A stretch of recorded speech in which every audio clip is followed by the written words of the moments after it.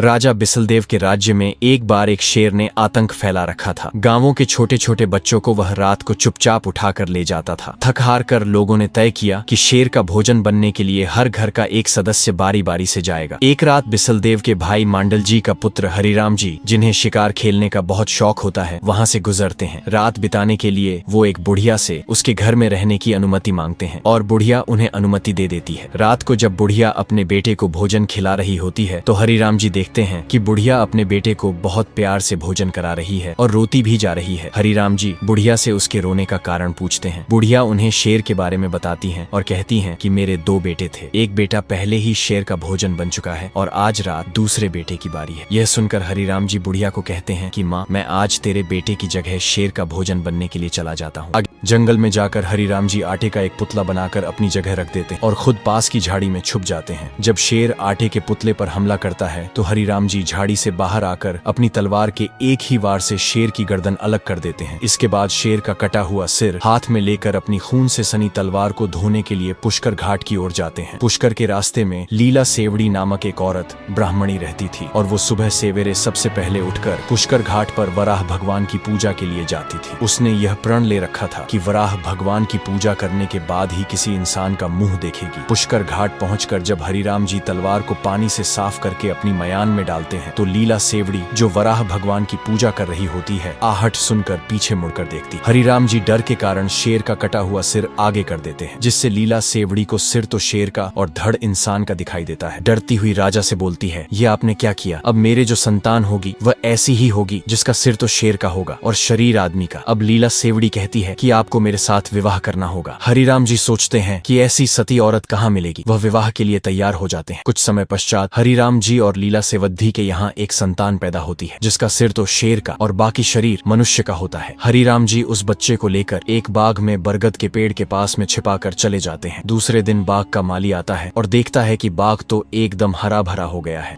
जो वर्षों पहले सूखा पड़ा था। यह क्या चमत्कार है। और वह पूरे बाग में घूम फिर कर देखता है तो उसे बरगद की खोल में एक नवजात शिशु के रोने की आवाज सुनाई दे। बाग का माली दौड़कर बरगद के पेड़ के नीचे से बच्चे को उठा लेता है। वह यह देखकर दंग रह जाता है कि बच्चे का मुंह शेर का और शरीर इंसान का है। वह बच्चे को राजा बीसलदेव के पास लेकर जाता है। जब हरिराम जी को पता चलता है तो वह अपने चाचा बीसलदेव को सारी बात बता देते हैं। जब हरिराम जी से सारी बात का पता चलता है तो उस बच्चे के पालन पोषण की जिम्मेदारी वह स्वयं लेने के लिए तैयार हो जाते हैं। राजा बीसलदेव उस बच्चे का नाम बाघ सिंह रख देते हैं। बाघ सिंह की देख रेख के लिए उस बाग में एक ब्राह्मण के लड़के को नियुक्त कर देते हैं। बाघ सिंह उसी बाग में खेलते कूदते समय के साथ वो बालक बड़ा हो जाता है। राजस्थान में यह प्रथा है कि सावन के महीने में तीज के दिन कुंवारी लड़कियां झूला झूलने के लिए बाग में जाती है। यही जानकर उस दिन बाघ सिंह और ब्राह्मण का लड़का भी अपने बाग में झूला डालते हैं। तभी गांव की कुछ लड़कियां बाघ सिंह के बगीचे में झूला देखकर झूला झूलने के लिए आ जाती हैं। बाघ सिंह झूला झूलने के लिए आई हुई लड़कियों से झूला झूलने के लिए